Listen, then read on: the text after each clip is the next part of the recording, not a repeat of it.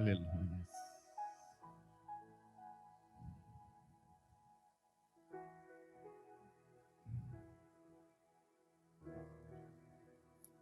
Amados irmãos, amigos, eu fui convencido pelo Espírito Santo de Deus a falar hoje, dentre muitas cartas do apóstolo Paulo, uma carta que talvez alguns não conheçam, ou é sabido de poucos irmãos de conhecimento, acerca da carta do apóstolo Paulo ao seu filho na fé, não Timóteo, não Tito, mas Filemon.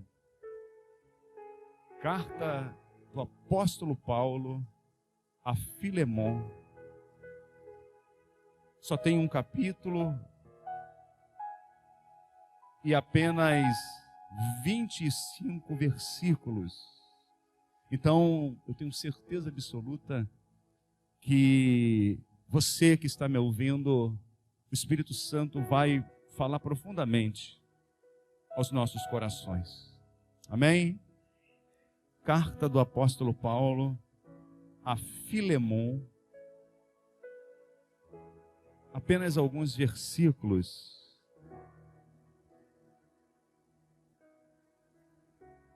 Diz assim a palavra do Senhor. Paulo, prisioneiro de Cristo Jesus, ao irmão Timóteo, ao amado Filemon, também nosso colaborador, e a irmã Áfia e Arquipo, nosso companheiro de lutas, e a igreja que está em tua casa. Graça e paz a vós outros da parte de Deus, nosso Pai, e do Senhor Jesus Cristo. Dou graças ao meu Deus, lembrando-me sempre de ti nas minhas orações, estando ciente do teu amor e da fé que tens para com o Senhor Jesus e todos os santos, para que a comunhão da tua fé se torne eficiente no pleno conhecimento de todo o bem que há em nós para com Cristo. Pois, irmão, tive grande alegria e conforto do teu amor. Portanto, o coração dos santos tem sido reanimado pelo teu intermédio. Amém? Podeis assentar? Louvado seja o nome do Senhor Jesus. Aleluias. Amados irmãos, amigos, esta carta do apóstolo Paulo segue a sua viagem, ou melhor dizendo, a sua prisão domiciliar a Roma pela primeira vez. Nós sabemos que Paulo, ele teve 2 prisões, e a última, a qual ele foi morto, ele foi decapitado. Mas Paulo, quando ele estava preso em Roma, a Bíblia vai nos remeter, vai nos dizer que ele escreve algumas cartas à igreja de Filipe, à igreja de Éfeso, à igreja de Colossos. E é justamente em Colossos que o apóstolo Paulo, ele ganha para o Senhor Jesus Filemon. Filemon é natural de Colossos. E em um dado momento dessas circunstâncias da vida do apóstolo Paulo, nós observamos que ele se encontra preso domiciliarmente, porque ele era cidadão romano, então tinha todo o rito, tinha todo o respeito de Roma para com aqueles que tinham cidadania, aqueles que eram romanos, e Paulo também era romano. E quando Paulo ele se encontra ali algemado, encarcerado, chega também ali um prisioneiro, mas não era um prisioneiro comum. Roma, eles tinham também como costume captura de escravos. E quando eles observavam que escravos, eles tinham dono, tinham patrões, eles ali pediam ali algum dote, algum retorno financeiro para levar de volta esse soldado, ou seja, esse escravo fujão aos seus senhores. E nessa situação que Paulo ele só tinha o objetivo de pregar o evangelho. Ele estava ali, sabendo que ele estava algemado, não por causa dos seus delitos humanos, não por causa das suas situações da vida. Não, Paulo estava ali encarcerado por causa de Cristo Jesus. Ele estava algemado por causa do evangelho. Ele estava trancafiado ali naquela residência por causa da fé que se encontrava no seu coração como apóstolo. A Bíblia vai dizer aqui que Paulo, ele tem conhecimento de Onésimo. Ele tem conhecimento da causa. Aquele homem, ele é ganho para o evangelho, ele se converte ao Senhor. Mas sendo que ele tem uma pendência. Ele tem uma pendência e conta para o apóstolo Paulo: e agora o que vai ser da minha vida? O pastor está conjecturando a fala. Como que vai ser? Porque eu vou de volta. E talvez ali eu vou pagar muito caro o preço de ter fugido, saído da casa do meu Senhor.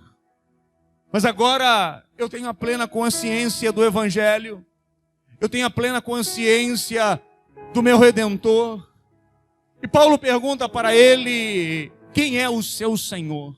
O meu Senhor mora em Colosso, é um homem bem-sucedido, mas eu não sei se ele vai, talvez, me querer, ou quem sabe vai me revender, ou quem sabe vai me chibatear como um escravo fujão. Paulo chega ao conhecimento, irmãos e amigos, que se tratava daquele Filemon, que é filho de Paulo na fé, de Colossos. E o que resolve Paulo fazer?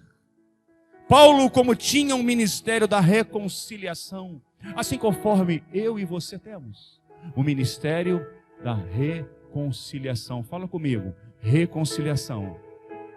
É o que Deus quer de nós. É o que Deus requer de nós. O ministério da reconciliação. Paulo ali pensando, calma aí, eu conheço o seu Senhor. Na mesma ocasião, Paulo está emitindo os pareceres, as cartas, as epístolas para Éfeso, para Filipos e também para Colossos. E entre eles ele manda Tíquico, que era também ali um porta-voz de Paulo, para levar consigo uma carta, não uma carta pastoral, conforme ele escreveu para Timóteo, não uma carta eclesiástica para as congregações, não. Paulo escreve uma carta pessoal. E aí nós vamos ver, irmãos, como o apóstolo Paulo, ele se porta diante de um acidente, diante de uma situação delicada, diante de uma situação que teria que ter muita habilidade para chegar ali, naquela situação, embora seja filho da fé, ambos, Paulo tinha que ter ali um cuidado muito grande na sua fala, no seu cuidado, no seu tom da carta, para chegar a Filemão. Isso, irmãos, nós entendemos também com Cristo que nós temos, que nós também temos que ter habilidades para que as pessoas venham se reconciliar uma com as outras.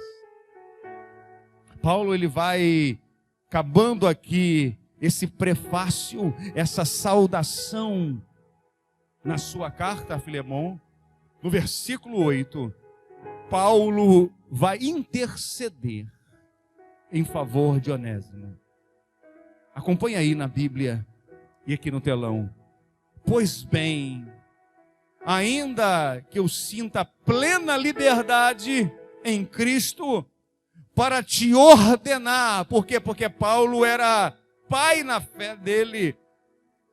Para te ordenar o que convém, prefiro, todavia, solicitar em nome do amor, sendo o que sou, Paulo, o velho, e agora até prisioneiro, por causa de Cristo Jesus e do Evangelho. Senhoras e senhores, como que Paulo se reporta? Paulo lhe tinha autoridade, como pai na fé, de exortar ele, dizendo assim: olha, você tem que perdoar, porque agora você é um servo de Deus. Olha, você tem que fazer isso, porque agora você é nova criatura. Paulo não faz nada disso. Paulo, ele tem o cuidado de chegar e dizer: todavia prefiro solicitar em nome do amor.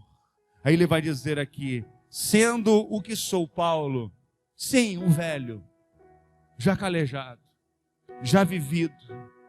Mas ele, irmãos e amigos, não coloca ali em questão o peso do apóstolo.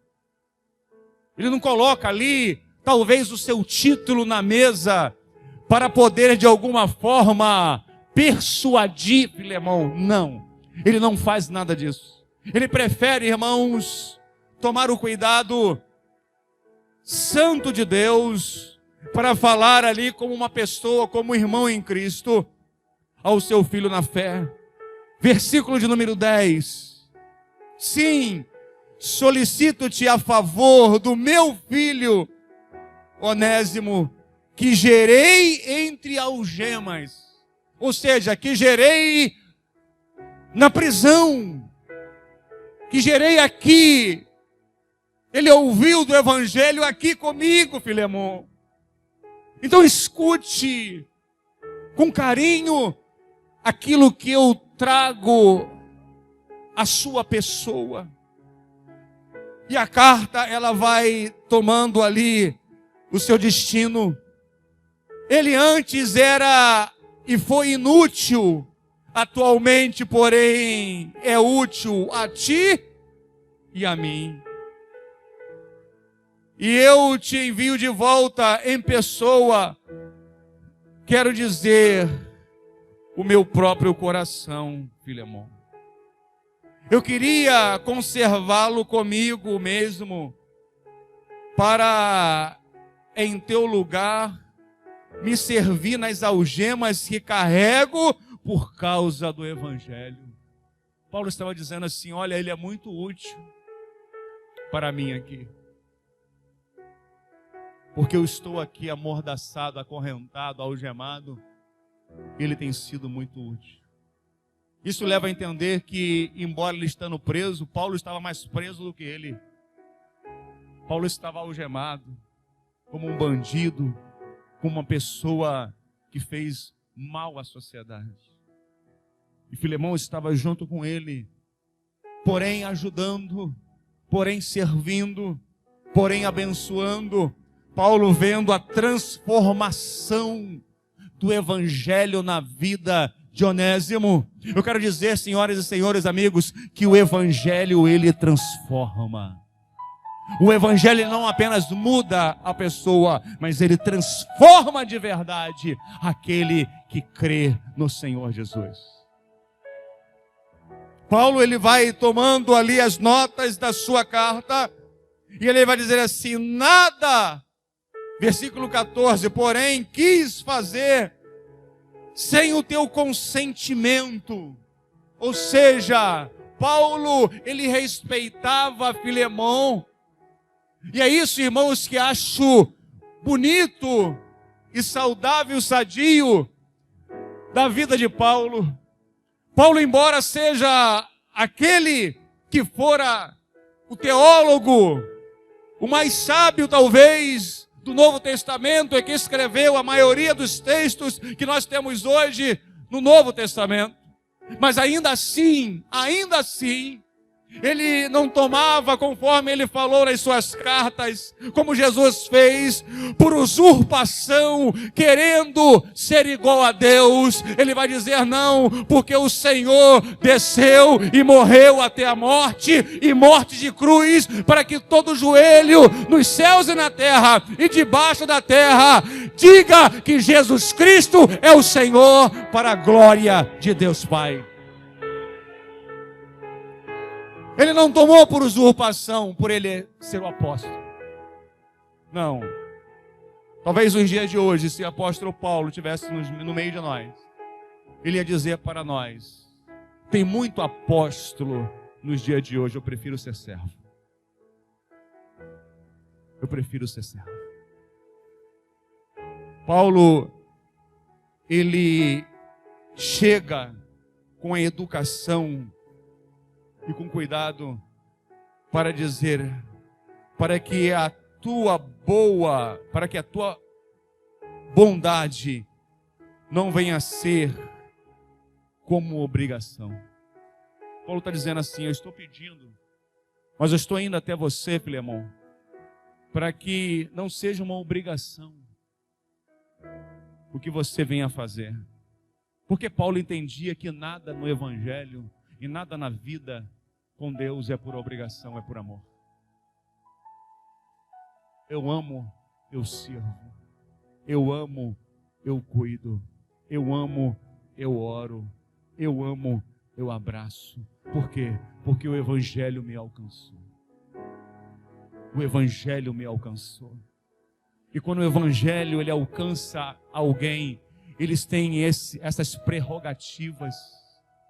Eles têm esses predicados. E só aquele que prova do Evangelho do Senhor Jesus pode entender. Ele vai dizer assim: mas de livre vontade, Filemão. Versículo 15. Pois acredito que ele veio para ser afastado de ti temporariamente, a fim de que o recebas para sempre. Paulo estava dizendo assim: foi necessário ele se afastar de você, para que voltando fique contigo. Por quê? Porque ele vai ser melhor do que ele era. Ele vai ser melhor para você do que era, Filemão. Porque agora ele é uma nova criatura em Cristo Jesus. Ele é uma nova criatura. Ele foi lavado, ele foi remido pelo sangue do Senhor Jesus, Filemão. E Paulo, com todo cuidado, com todo carinho, ele vai trazendo a fala, e ele vai dizer assim: não como escravo, versículo 16, antes, muito acima de escravo, como irmão caríssimo.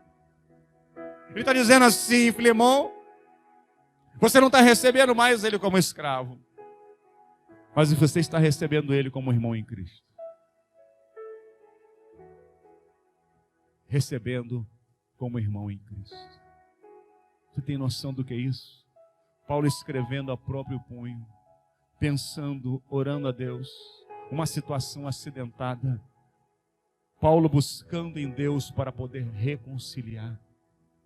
Irmãos, isso acontece em muitos lugares. Isso acontece nas melhores famílias. Mas eu e você, como servo de Deus, tomando a nota de Filemão, aquilo que Paulo está fazendo é o ministério da reconciliação. Paulo ele está sendo um reconciliador, um conciliador. Isso, irmãos, tem a ver com o nosso Senhor Jesus. Você pode dizer para o irmão que está do seu lado aí: seja um restaurador de relacionamento.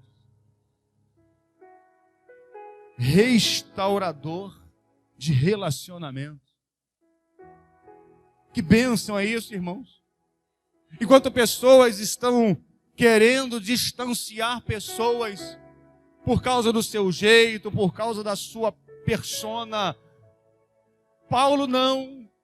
Paulo estava querendo estreitar o relacionamento. Paulo estava querendo conciliar, porque Deus se alegra da conciliação. Fato é que Jesus, ele veio para nós nos reconciliarmos com o Pai. E através dele, do seu sangue, nós temos livre acesso para poder estar junto na presença do Pai através do Espírito Santo.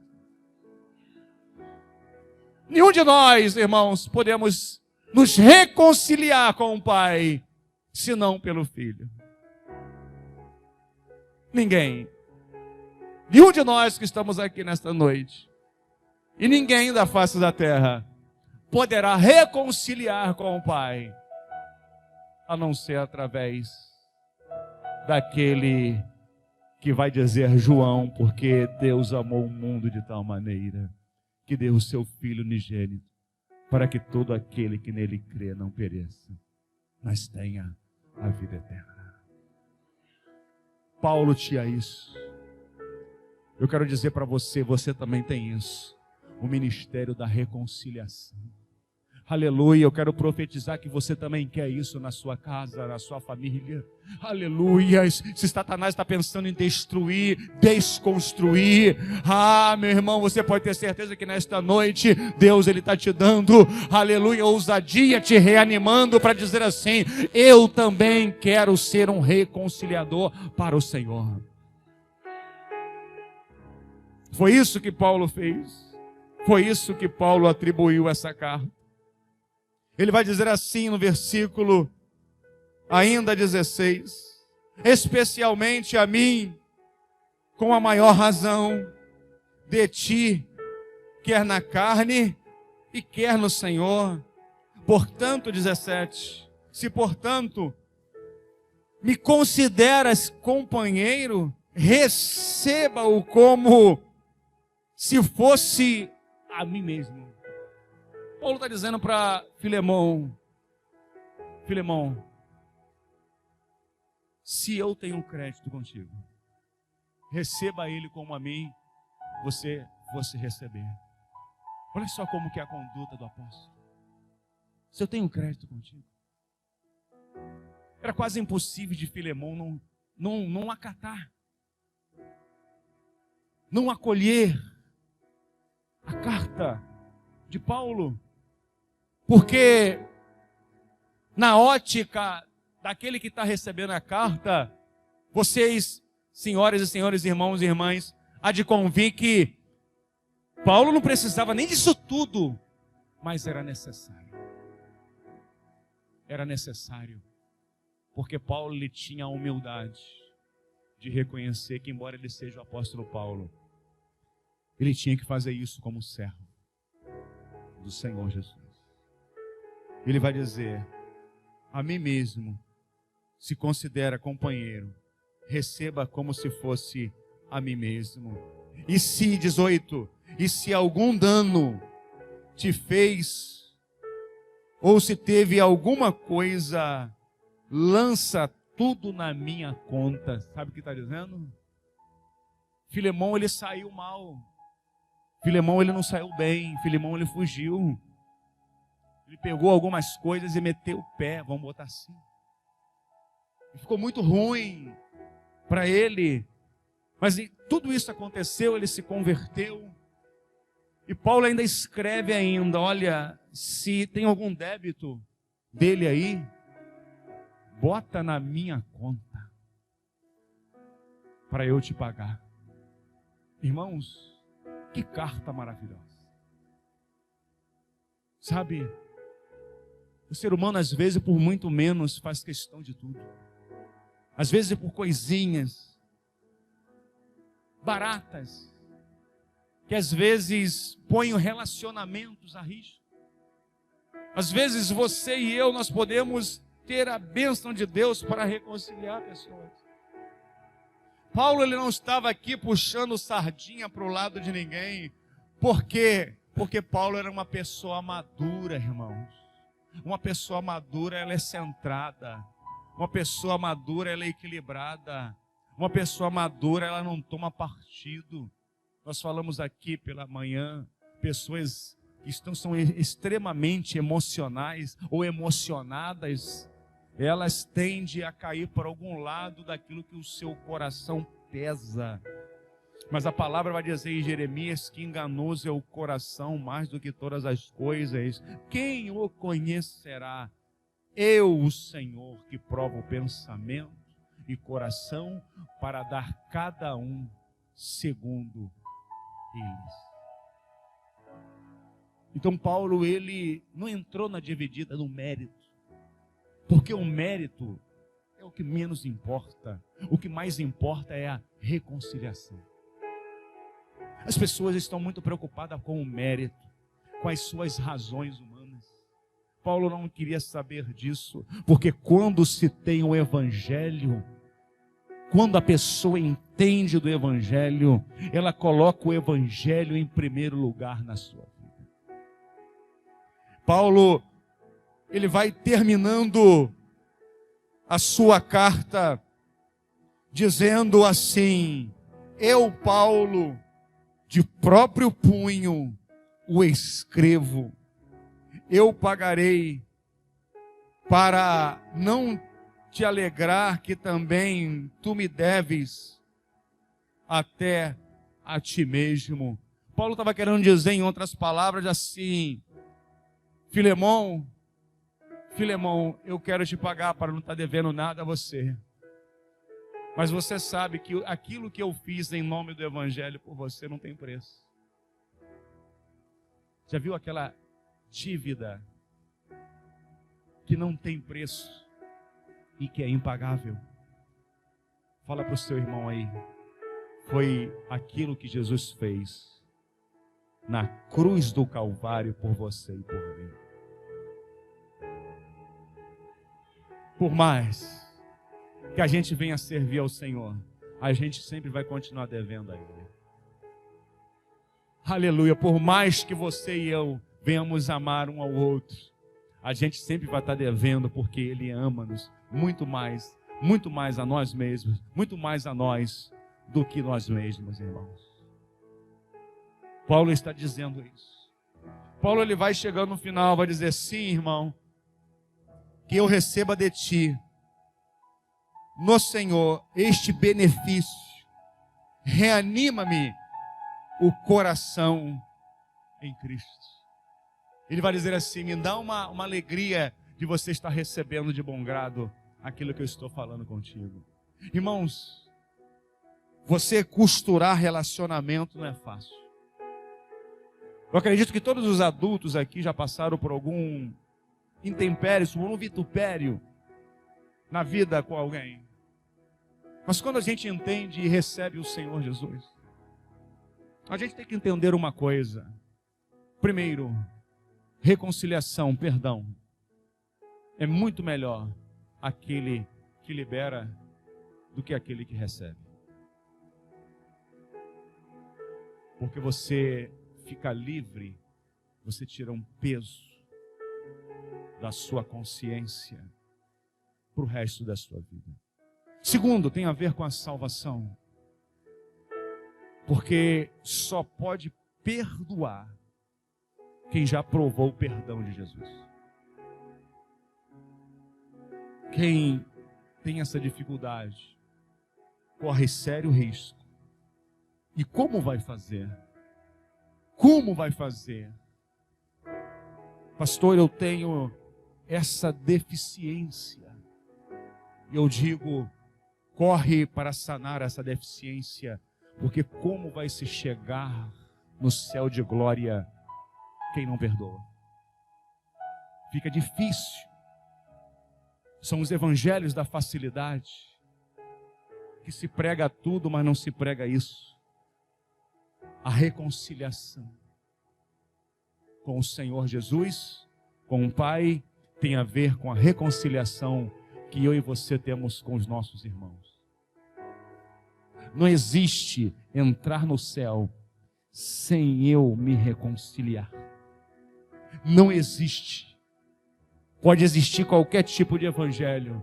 Talvez o evangelho propenso às prosperidades dessa vida, mas não as prosperidades que está a aguardar aqueles que esperam em Cristo Jesus a sua vinda. E a vinda dele está próxima. O evangelho da salvação tem que ser pregado em tempo e fora de tempo. Pastor, como é isso? A sua vida, nós falamos aqui, aleluias, que Jesus esteja na sua vida, que você não precise falar nada, mas que as pessoas possam ver o evangelho genuíno a cada dia na sua vida, meu irmão. Paulo lhe tinha isso, esse evangelho de reconciliar. Quantas pessoas estão tendo a oportunidade de se reconciliar? E nós falamos aqui durante a semana de muitas coisas parecidas a isso. E Deus, Ele nos dá a chance de reconciliar. Reconciliar com o próximo. Reconciliar com o ente. Uma certa feita, uma irmã em Cristo, chorando aos prantos depois de uma mensagem parecida como essa, e falou assim: pastor, eu não sei mais o que fazer, porque nesse momento eu estou aqui com meu coração muito turvo, muito turbado. E eu falei assim: minha irmã, do que se trata? Minha mãe faleceu e eu não perdoei ela.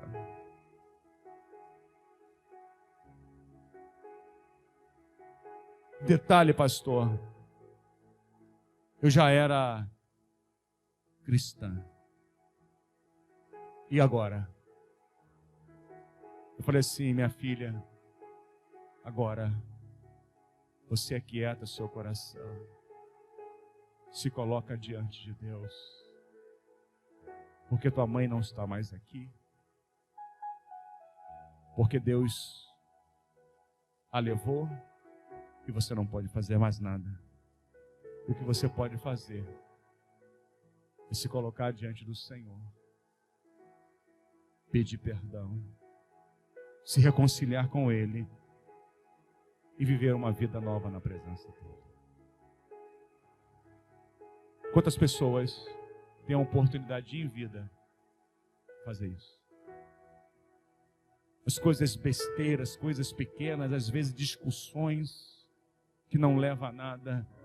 Paulo vai dizer, esse Paulo aqui vai dizer a Timóteo, pelo contrário, isso serve para a perversão do evangelho, daqueles que ouvem. Irmãos, Deus, Ele nos trouxe para a gente ter a consciência de um verdadeiro evangelho. O evangelho que Ele quer de mim e de cada um de nós. O evangelho conciliador. O evangelho que venha estreitar relacionamentos. O evangelho que venha ter perdão. O evangelho que venha ter renúncia. Que muitas vezes a falta de reconciliação é pelo orgulho, é por não entender que Jesus, mesmo certo, Ele morreu na cruz do Calvário por todos nós errados. E que Deus, nunca nada fugiu das mãos de Deus, sempre está nas mãos de Deus. E eu falo a dizer aqui, irmãos, falo e digo que das poucas vezes que Deus permitiu que as coisas viessem a estar nas mãos dos homens, nós, seres humanos, crucificamos Jesus. Mas nada foge das mãos de Deus. Você que está me ouvindo, você não pode fugir das mãos de Deus. Eu não posso fugir das mãos de Deus. Tudo está muito claro e patente diante dos seus olhos. E nesta noite Ele chama a nós para a reconciliação. Aquele homem que estava do lado direito de Cristo, ele teve a oportunidade, aliás, ambos teve a responsabilidade da reconciliação. Mas um ali entendeu e reconciliou. Por quê? Porque nós estamos aqui, porque nós somos pecadores. Você sabe como a reconciliação com Deus ela funciona? Quando nós entendemos que nós somos pecadores e dependemos dEle. A todo momento, a todo instante, Deus, Ele quer que nós venhamos reconciliar com Ele. E com Ele, pastor, sim, quando eu me reconcilio com o Senhor, eu reconcilio com o meu irmão. Quando eu reconcilio com o Senhor, eu entendo que os meus irmãos podem ter alguma divergência, mas nós vamos lutar para nós termos a convergência através do Evangelho do Senhor. Está faltando isso, irmãos, está faltando mais equilíbrio, está faltando mais jogo de cintura para determinadas coisas.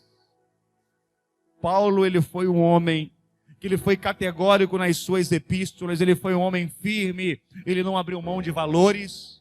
Não, ele não abriu mão de valores morais e éticos. E eu aqui, irmão, sem medo de errar, se ele tivesse hoje caminhando aqui entre nós nos dias de hoje, no século 21, Paulo fosse um homem de Deus contemporâneo, eu tenho certeza que ele iria desagradar muitas pessoas. E eu tenho certeza absoluta, se Jesus Cristo caminhasse pela primeira vez no século 21, eu tenho certeza que o ser humano iria perfeitamente crucificar ele, mas muitas vezes as pessoas que estariam ali no interesse dos seus pães, dos seus milagres, ali dos seus donativos, aquilo dos interesses que Jesus poderia ceder e dar àquelas pessoas, eu tenho certeza que quando ele chegasse no discurso de João 6, muitas pessoas iriam sair da presença dele. Por quê? Porque reconciliação requer renúncia. Eu preciso reconciliar, eu quero reconciliar, mas eu não quero abrir mão de algumas coisas. Então vai ficar difícil da reconciliação. Paulo escreve aqui, com todo carinho, com todo amor, e ele vai fechar o versículo 20 dizendo: reanima-me o coração em Cristo. Paulo estava querendo dizer assim: eu quero crer que eu vou ficar feliz com a resposta desta carta. Irmãos, Deus, Ele quer ficar feliz, estar feliz, ser feliz com a minha e com a sua vida. Eu tenho certeza que você, nesta noite, vai sair aqui com o leque do Evangelho aberto, para que você possa entender que nós, uma vez alcançados por esse amor incondicional de Deus, nós estamos aqui para reconciliar. Existem almas que Deus colocou nas suas mãos, ou melhor, na sua vida, para que você possa trazer, para que você possa conciliar, para que você possa tratar de uma certa forma, porque Deus, Ele deseja tratar comigo e com você a todo momento. Paulo aqui nessa carta, em particular, um capítulo somente, mas é o suficiente para que ele venha falar para mim, para nós, nesta noite, que eu e você temos um ministério, e talvez é um ministério maior, que é o ministério da reconciliação. Ministério da reconciliação. Não existe evangelho sem a reconciliação. Não existe o evangelho de Cristo. Por quê? Porque o Pai quer assim. A vontade de Deus, segundo o evangelho, é que todos os homens não pereçam, é que sejam alcançados. E como, pastor, isso vai acontecer? Você, através do Espírito Santo de Deus.